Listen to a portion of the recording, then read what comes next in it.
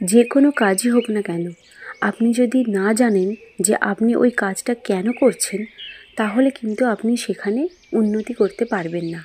এটি একটি universal truth. অবচেতন মনের প্রয়োগে আপনি পারদর্শী হয়ে উঠতে পারবেন যদি সঠিক অনুপাতে আপনার জ্ঞান ও উদ্দেশ্য প্রয়োগ করেন। তবে নিশ্চিত ফলাফল পাওয়ার জন্য যে লক্ষ্যে আপনি পৌঁছতে চান তা পারবেন।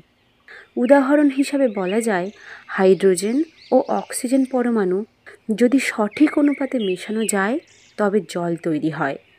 আবার আমরা এটাও জানি যে একটি অক্সিজেন পরমাণুর সঙ্গে একটি কার্বন পরমাণু মেশালে কার্বন মনোঅক্সাইড তৈরি হয়, যা একটি বিষাক্ত গ্যাস। কিন্তু আপনি যদি আরেকটি অক্সিজেন পরমাণু বেশি দেন তবে কার্বন ডাই অক্সাইড উৎপন্ন হবে, যেটি একটি নির্দোষ গ্যাস।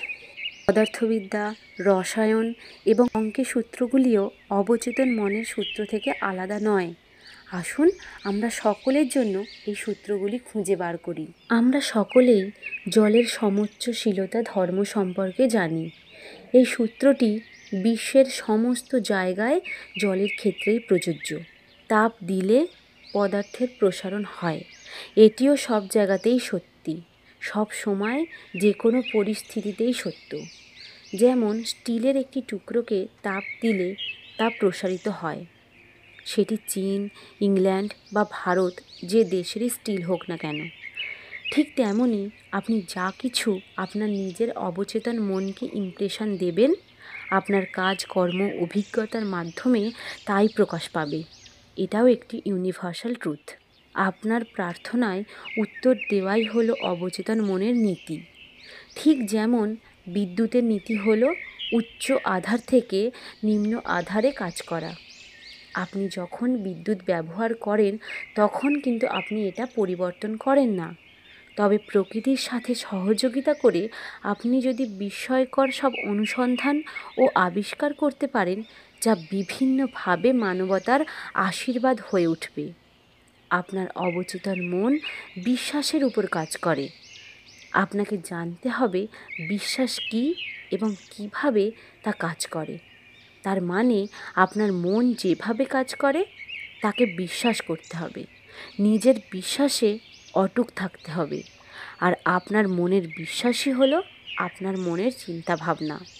আপনার সমস্ত অভিজ্ঞতা, আপনার সাথে ঘটা সমস্ত ঘটনা, আপনার অবস্থা এবং আপনার কাজ সমস্তটাই আপনার অবচেতন মনের চিন্তাভাবনার প্রতিক্রিয়া। মনে রাখবেন, এটি কোনো বিশ্বাস করার জিনিস নয়, এটি আপনার নিজের মনের বিশ্বাসের ফলাফল।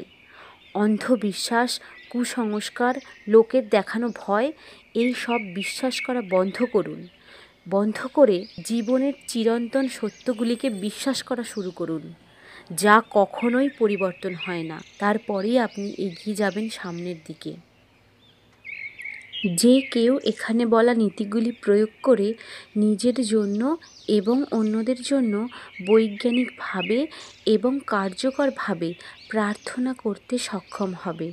কর্ম এবং প্রতিক্রিয়া সার্বজনীন আইন হিসাবে আপনার প্রার্থনার উত্তর দেওয়া হয়।